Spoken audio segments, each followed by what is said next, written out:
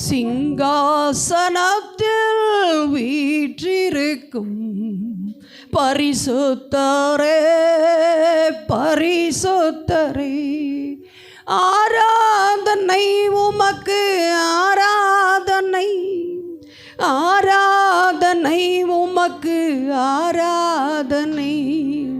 கேருபீன்கள் சேராபீன்கள் போற்றிடும் எங்கள் பரிசுத்தரே, ஆராதனை உமக்கு ஆராதனை, ஆராதனை உமக்கு ஆராதனை.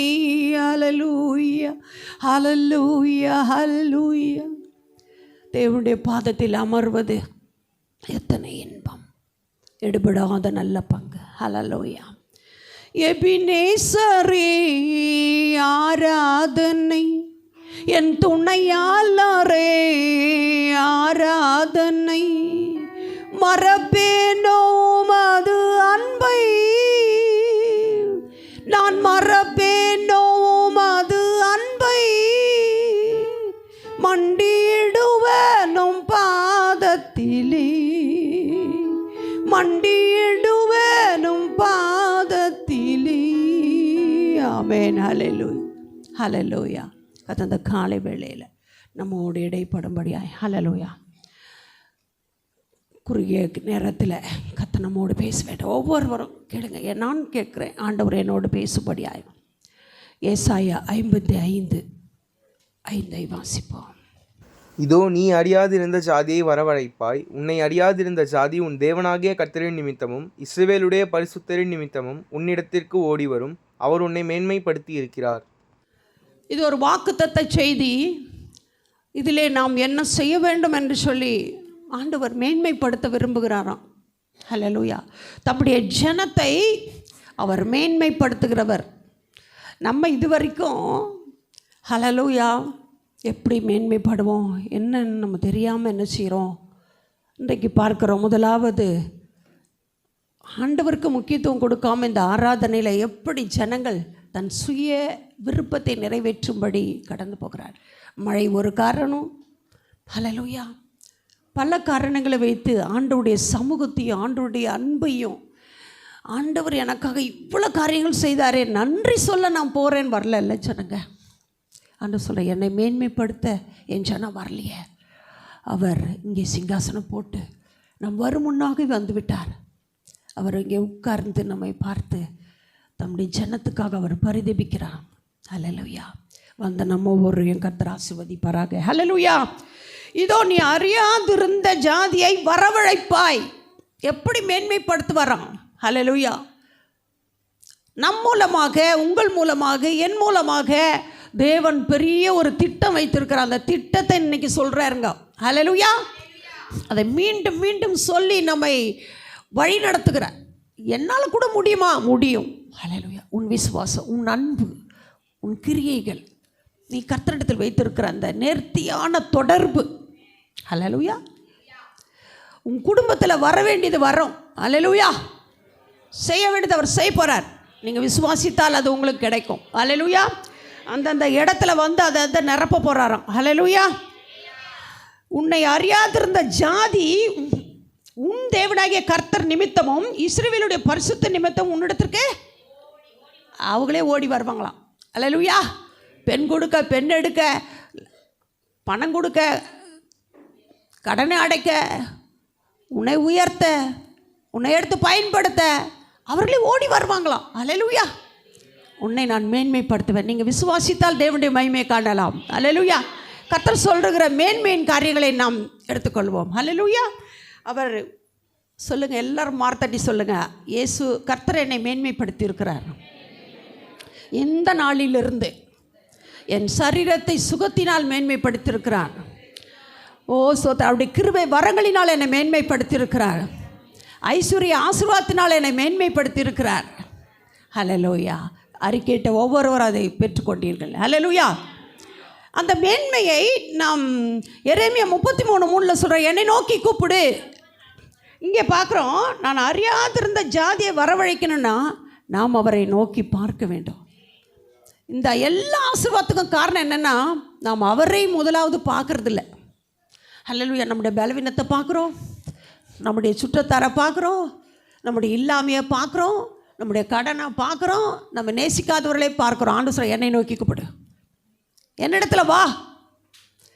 எல்லா காரியத்துக்கும் இன்றைக்கு ஒரு பெரிய காரியத்தை அவர் என்னென்ன சொல்கிறாரோ அதெல்லாம் ஆம் என்று எழுதி வைத்து அதன்படி நாம் ஒவ்வொருவரும் நம் குடும்பத்தினரும் கர்த்தருக்காக எழும்பி அந்த வார்த்தைக்கு நம்ம ஒப்பு கொடுப்போம். கர்த்தர் நிச்சயம் ஆசீர்வதிப்பார். ஹல்லேலூயா.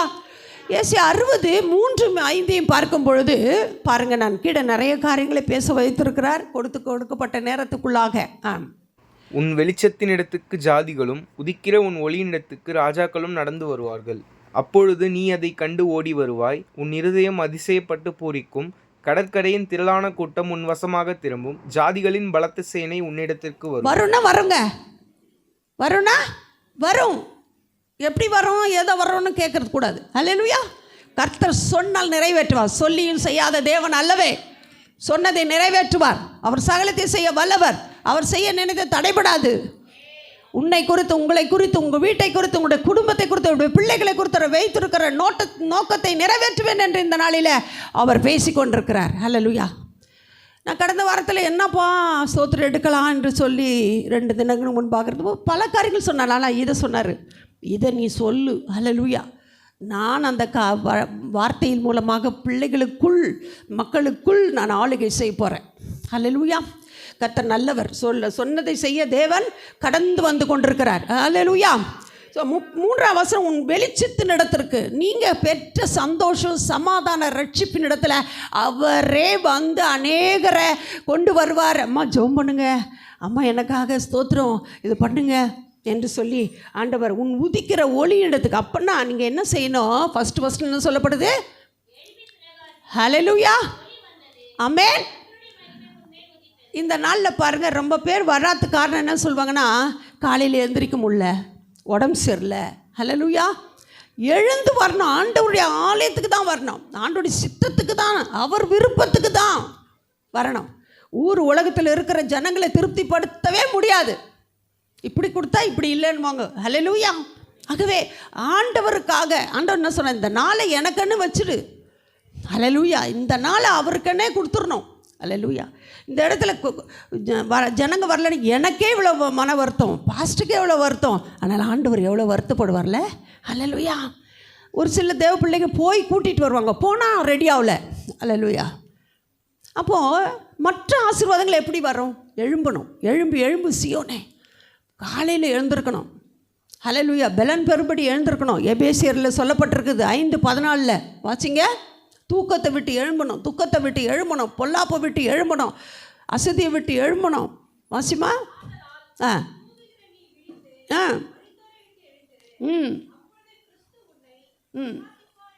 இன்னும் அந்த வாக்குத்தத்தை நிறைவேற நீங்களும் நானும் எழும்ப வேண்டிய இடங்கள் உண்டு, எழும்ப வேண்டிய காரியம் உண்டு. அதில் ஆண்டவரை நம்மை சீர்படுத்துவாராக. ஒப்பு கொடுப்போம். ஆண்டவரே ஸ்தோத்திரம், நான் எதிலெல்லாம் எழுந்துக்கிறேன். ஏன்னா ஆண்டவர் என்னை மேன்மைப்படுத்த அழைத்திருக்கிறார். இன்றைக்கி அதை சொன்னாருங்க. ஸ்தோத்திரம். எத்தனையோ வருஷங்களாக இந்த காரியங்களை ஒவ்வொன்றாய் வெவ்வேறு இடத்துல பேசியிருக்கிறோம். ஆனால் இந்த நல்ல சொல்கிறாரே, நான் உன்னை மேன்மைப்படுத்த போகிறேன். மக்களை ஒவ்வொருத்தரையும் நீ எந்த காரியத்தில் சிறுமப்பட்டு ஒடுங்கியிருக்கிற, உன்னை நான் மேன்மைப்படுத்த. நீ எந்த இடத்துல எங்கே உன் பலவீனம், இன்னும் சோர்வு, உன்னுடைய அசதி, உன்னுடைய எல்லாவற்றையும் நீங்கள் எஃபர்ட்டை போட்டு என்னால் முடியாது நிற்கிற இல்லை. ஆண்டவர் சொல்கிறாரு, என் வார்த்தைகளை வைத்து பேசி சாத்தானுக்கு எதிர்த்து நின்று வா, பரிசுத்த ஆவியின் பலத்துக்குள்ளே வா. நான் உன்னையும் உன் குடும்பத்தையும் நிற்க வேண்டிய, வைக்க வேண்டிய, பெற வேண்டிய காரியங்களை பெற்று உன் மூலம் நான் மகிமைப்படுவேன் என்று சொல்கிறார். ஹல்லேலூயா. மீகா 4:13 எடுப்போம். ஜெபத்தில், சீயோன் குமாரத்தியே, நீ எழுந்து போரடி. நான் உன் கொம்புகளை இரும்பும் உன் குளம்புகளை வெண்கலமும் ஆக்குவேன். நீ அநேக ஜனங்களை நொறுக்கி போடுவாய். அவர்கள் தேடி சேர்த்ததை நீ கர்த்தருக்கென்றும் அவர்களுடைய ஆஸ்தியை பூமிக்கெல்லாம் ஆண்டவராய் இருக்கிறவருக்கென்றும் நியமிப்பாய். பாருங்க, அந்த வசனத்தில் அவர்கள் தேடிக்கொண்டதை கர்த்தருக்கென்று நியமிப்பாய். அப்படின்னா நீ ஒரு ஆத்துமாவுக்கு ரட்சிப்பை சொல்லுவ. அவங்க இதுவரைக்கும் வைத்திருந்த எல்லாவற்றையும் வீண விருதாவுமாய் மருத்துவருக்கும் மந்திரவாதிக்கும் மற்ற வீண் காரியங்களுக்கு விதைத்து கொண்டிருந்திருப்பாங்க, விரயம் செய்திருப்பாங்க. ஆனால் நீ என்னுடைய சத்தியத்தை சுவிசேஷத்தை நீ அவளுக்கு சொல்லும்போது அவளுக்குள்ள இருக்கிற அந்த இருள் மாறி அந்த எல்லாவற்றையும் தேவ ராஜ்ய மகிமைக்காக சபை கட்ட, சபையின் வளர்ச்சிக்காக, அநேக ஆயிரங்களுக்கு உதவ கர்த்தர் அந்த அவர்கள் தேடி சேர்த்து வைத்ததை நீ என்ன பண்ணுவ? உன் ஊழியத்தின் மூலமாக, நீ கர்த்தருக்கென்று எழும்பி செய்த அந்த ஊழியத்தின் மூலமாக நான் சபையை கட்டுவேன், உன் குடும்பத்தை கட்டுவேன், தரித்திரம் மாறும், உனக்கே உன்னையே உயர்த்த அவர்கள் உன்னை கனம் பண்ணுவார்கள். ஹல்லேலூயா. அதில் பார்க்குறோம், கொம்பு என்ன பண்ணுவாரா? உன் கொம்பை, அது இன்னொருத்தர் வாசிங்க, எழுந்து போரடி, உன் கொம்பு தலை இரும்பாக்குவாராம், அவ்வளோ ஸ்ட்ராங் ஆக்குவார். உன் தலையின் அபிஷேகத்தை, தலைமையில் இருக்கிற அபிஷேகத்தை இன்னும் அநேகர் அந்த அபிஷேகத்தின் மூலம் கனப்படுத்தும்படி, மகிமையான காரியங்களை செய்யும்படி உன் தலையில் அபிஷேகம். ஹல்லேலூயா. உன்னை தலையாக்குவார். இது வரைக்கும் நீ வாழா இருந்துக்கலாம், ஆஃபீஸில், வீட்டில், குடும்பத்தில். என்னப்பா செய்கிற? எதுக்குப்பா இது? என்னப்பா ஸ்தோத்திரம், நம்மை ஸ்தோத்திரம் அசட்டை பண்ணின மக்களின் மத்தியில் ஆண்டவர் என்ன செய்வாராம்? உன் தலையை கொம்பு அது என்ன பண்ணும்? இரும்பாக்குவாராம், உறுதியாக்குவார். குழம்புகள் காலில் போடுறது யார்? இந்த ஸ்தோத்திரம் மிருகங்களில், குதிரை சவாரியில் அந்த குழம்பு இருக்கும் பாருங்கள், அதை வெண்கலமாக்குவார். நீ ஆண்டவருடைய சமூகத்தில் ஓடுவதற்கு, அவருக்காய் பாடுபடுவதற்கு, அவருடைய ஊழியத்தை செய்ய ஓட உனக்கு பலன் கொடுப்பாராம். ஹல்லேலூயா, ஹல்லேலூயா. பாருங்க, நீ எழுந்து போராடணும். ஆண்டவரே, என் தலையை உயர்த்துங்க, என் தலையை அபிஷேகம் பண்ணுங்க. நான் ஸ்தோத்திர குடும்பத்தில், ஊழியத்தில், வேலையில், போகிற இடங்களில் நான் வாழா இருக்கிறேன், என்னை தலையாக்குங்க சொல்லியிருக்கிறீங்களே. உபாகம் 28:14 சொல்லிக்க, உன்னை வாழாக்காமல் தலையாக்குவேன்னு சொன்னீரே, நீ கீழாகாமல் மேலாவாயின்னு சொன்னீரே. கேட்கும்போது கர்த்தர் ஆசீர்வாத வாக்குத்தத்தம் உங்களிலும் உங்களுடைய சந்ததியிலும் உங்களுடைய கிருபையாய் உங்களை நடத்துவார். ஹல்லேலூயா. ஸ்தோத்திரம், ஸ்தோத்திரம். கேள்விப்பட்ட எல்லாவற்றையும் நீங்கள் அறிந்திருப்பீங்க. பிள்ளைகளை கர்த்தரிடத்துல ஒப்பு கொடுத்து செபித்து பாருங்கள். கர்த்தர் நிச்சயமாகவே அவர்களை கொண்டு அதிசயங்கள் நடக்கும், அற்புதங்கள் நடக்கும். இதுவா, இதா செஞ்சது, இதா பேசுது, இவனா என்று கேட்கத்தக்கதான கிருபை தருவார். ஏசி 61:1-2 வாசிங்க. 1-2 வாசி, 6 வாசிங்க. எஸ், நம்ம மேலே நம்ம ஆவியானவர் நமக்குள்ளே இருக்கிறார், நம்ம மேலே இருக்கிறார். அல்லேலூயா. நம்ம மேலே இருக்கிறவர் மற்றவர்களுக்காக, நமக்குள்ளே இருக்கிறவர் நமக்காக. ஆவியானுடைய செயல்பாடு 2.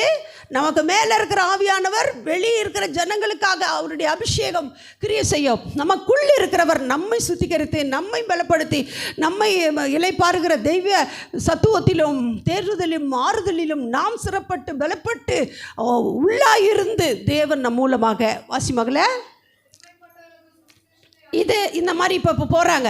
சிறுமைப்பட்டவர்களுக்கு தன்னால் உயர்ந்ததை செய்து அவர்களை உயர்த்துறாங்க, கனப்படுத்துகிறாங்க, அவளுக்கு உதவி செய்கிறாங்க. அந்த காரியத்தில் அவங்க பெற்றுக்கொள்ளும்போது ரொம்ப அவர்களுக்கு மனமகிழ்ச்சியாக இருக்கும். ஹல்லேலூயா.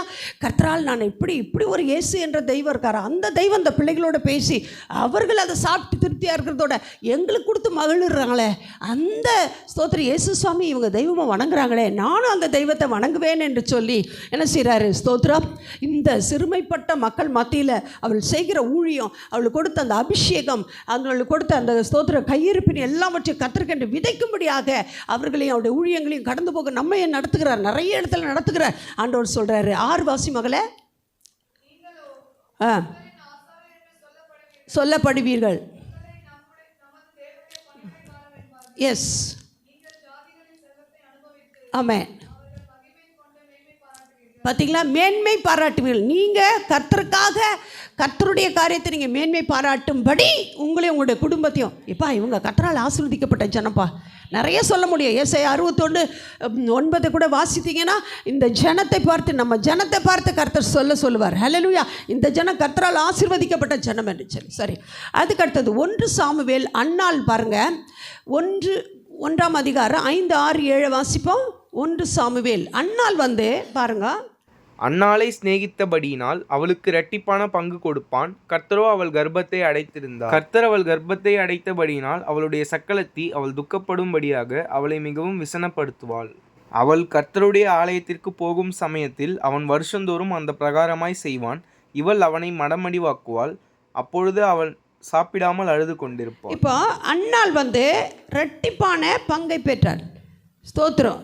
அதாவது அதாவது ஸ்தோத்திரம் கர்த்தரோ அவள் கற்பத்தை யார் அடைச்சது? அங்கே ஒரு மகிமை விளங்கும்படியாய் அங்கே ஒரு கிரியை நடப்பிக்கப்பட்டது. ஸ்தோத்திரம். உங்களை மேன்மைப்படுத்த சில சிறுமைப்பட்ட காரியங்கள் உங்களுடைய வாழ்க்கையில் பிசாசு அனுபவிச்சிருக்கலாம். ஆனால் ஆண்டவர் சொல்கிறாரு, ஆனால் அவள் எப்படி இருந்தாலும் அவளுடைய சக்கலத்தை அவளை துக்கப்படுத்தினா, விசனப்படுத்தினான். இன்றைக்கி ஆண்டவர் சொல்கிறார், யாரெல்லாம் நான் மேன்மைப்படுத்துவேன் தெரியுமா?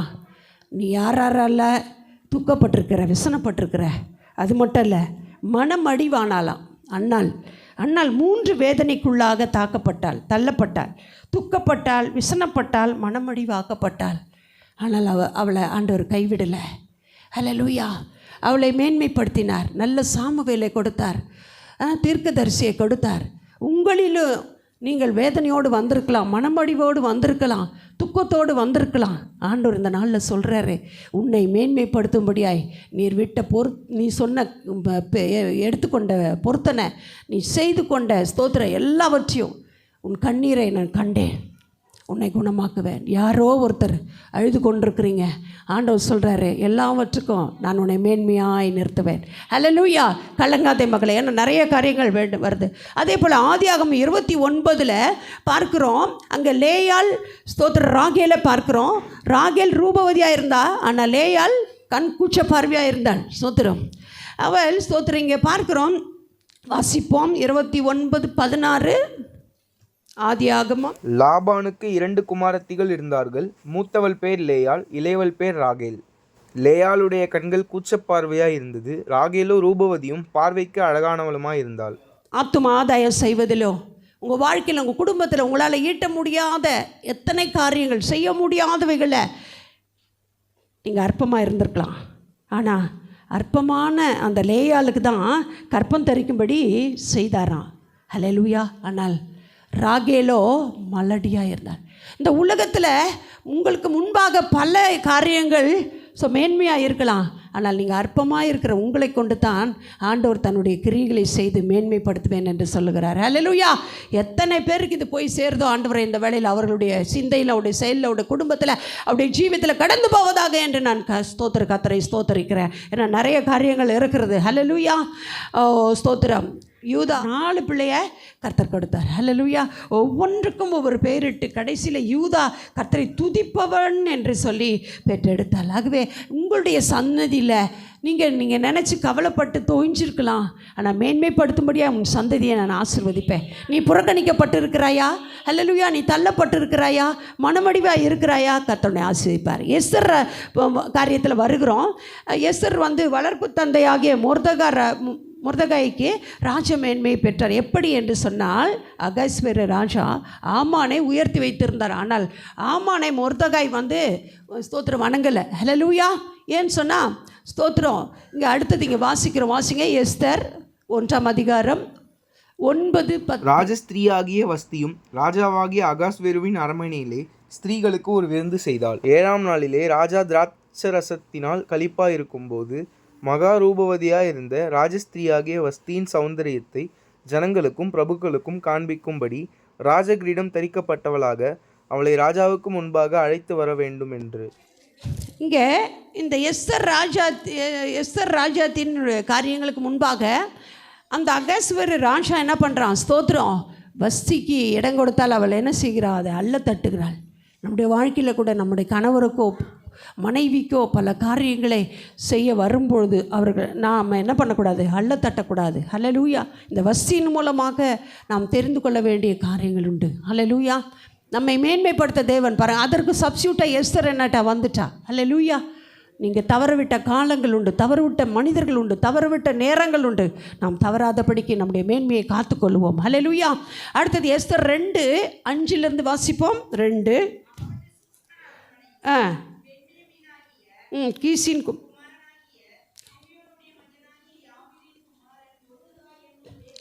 இவன் யூதனாக இருந்தான். அவன் மொர்தெகாய் வளர்ப்பு தகப்பனாக இருந்தான்.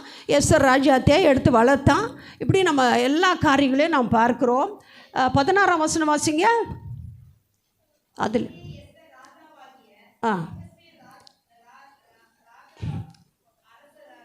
அரசாளுகிற 7ஆம் வருஷத்திலே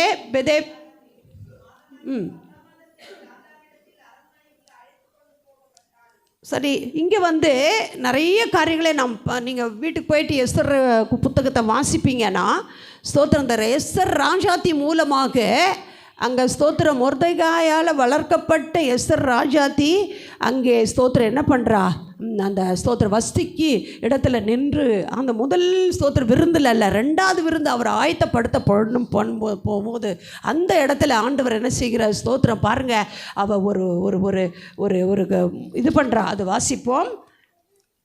அங்கே மொர்தெகாய் சொல்கிறாரு, நீங்கள் வாசிங்க 14 வாசிப்போம். நீ இந்த காலத்தில் ம் ம்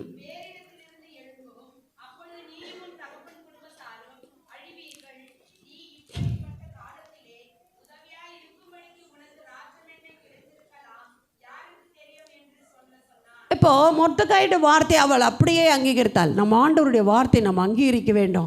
அது மட்டும் இல்லை, அவள் என்ன பண்ணா, ஸ்தோத்திரம் தன்னை முற்றிலுமாக அடுத்த வசனம் சொல்லப்பட்டது, நீர் போய் சூசான் இருக்கிற யூதரெல்லாம் கூடி வர செய்து 3 நாள், நம்ம 3 நாள் வேணாங்க, உங்கள் மேன்மை யாராலும் எங்கேயோ பிடுங்கப்பட்டு ஒதுக்கப்பட்டு உங்களுடைய பிள்ளைகளுடைய மேன்மை எங்கேயோ சூறையாடப்பட்டிருந்தாலும் அந்த இடத்தை ஆண்டவர் ஸ்தோத்திரம் சீர்படுத்தி சிறப்படுத்தி பலப்படுத்தி உங்களுக்கு உன் சந்ததிக்கும் ஸ்தோத்திரம் கொடுக்க உண்மையுள்ளவராக இருக்கிறார். அங்கே பார்க்குறோம் 3 நாள், நீங்கள் ஒரு நாள் உபவாசிங்க, ஒரு நாள் குடும்பமாக உபவாசிங்க.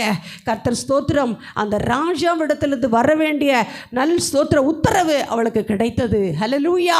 பிறகு என்ன செய்த, அது நடுவில் வரான் ஆமான். ஹல்லேலூயா ஸ்தோத்திரம். அவனையும் ஜெயிக்க அந்த மொர்தெகாய்க்கு விரோதமாக எழும்புகிறான். ஆனால் ஆண்டவர் என்ன செய்கிறார், அதையும் ஸ்தோத்திரம் சரிப்படுத்தி என்ன செய்கிறாரு, அந்த மொர்தெகாய்க்கு செய்யப்பட்ட தூக்கு ஸ்தோத்திரம் மரம் ஆண்டவரை அவனுக்கே ஆமானுக்கே கிடைச்சிது. நாம் கூட ஸ்தோத்திரம் நம்முடைய பெற்றோர்களை மதிக்கணும், நம்முடைய ஊழியர்களை மன்னிக்கணும், அவர்களுடைய காரியங்களை அப்படி ஏற்றுக்கொள்ள வேண்டும்.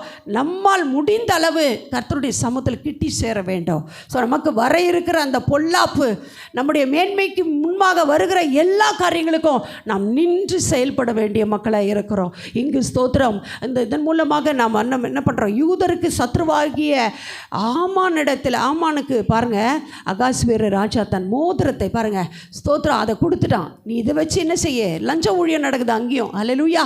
ஆனால் அதையும் ஆண்டவர் என்ன செய்கிறாரு, ஹல்லேலூயா ஸ்தோத்திரம். கடைசியாக பார்க்குறோம், வாசிங்க 7:10, எஸ்தர் 7:10. நிறைய நேரம் இல்லாதனால நான் போகிறேன். அப்படியே ஆமான் மொர்தெகாய்க்கு ஆயத்தம் பண்ணின தூக்கு மரத்தில் ஆமானையே தூக்கி போட்டார்கள். அப்பொழுது ராஜாவின் உக்கிரம் தணிந்தது. சத்துருக்கு ஹல்லேலூயா முன்பாக அவரே ஒரு பந்தி ஆயத்தப்படுத்திட்டார். ஹல்லேலூயா. நாம் ஸ்தோத்திர கர்த்தருக்கென்று எஸ்தர் ராஜாத்தியை போல தேசத்திற்காக, இந்திய தேசம் என்று கூட சொல்லப்பட்டிருக்கிறது. ஆகவே நாமும் கூட நம் சபைக்காக நம் குடும்பத்திற்காக வைராக்கியமாக ஸ்தோத்திர எழும்பும் பொழுது ஸ்தோத்திரமுடைய மேன்மக்களுடைய அன்பின் ஆதரவோடு ஊழியருடைய எல்லா ஸ்தோத்திர காரியங்களோடு தேவ சித்தத்தினால தேவ சமூகத்தில் அமர்ந்தவர்களாக நாம் ஜீவிக்கும் பொழுது நிறைய காரியங்கள் உண்டு. ஆனால் ஸ்தோத்திரம் அந்த யூத ஸ்தோத்திர குலத்துக்கே ஒரு மேன்மையை உண்டாக்கும்படி அவர் ராஜ மேன்மையை அவளுக்கு கிடைத்தது. ஹல்லேலூயா. அது மட்டுமல்ல, மொர்தெகாயின் ஜீவன் காப்பாற்றப்பட்டது. நாமும் அப்படியாய் ஜீவிப்போம். இங்கே சொல்லப்படுது யோவான் 12:26, முற்றிலும் அர்ப்பணிக்க வேண்டும். ஒருவன் எனக்கு ஊழியம் செய்கிறவனானால் என்னை பின்பற்ற கடவன். நான் எங்கே இருக்கிறேனோ அங்கே என் ஊழியக்காரனும் இருப்பான். ஒருவன் எனக்கு ஊழியம் செய்தால் அவனை பிதாவானவர் கனம் பண்ணுவார். யோவான்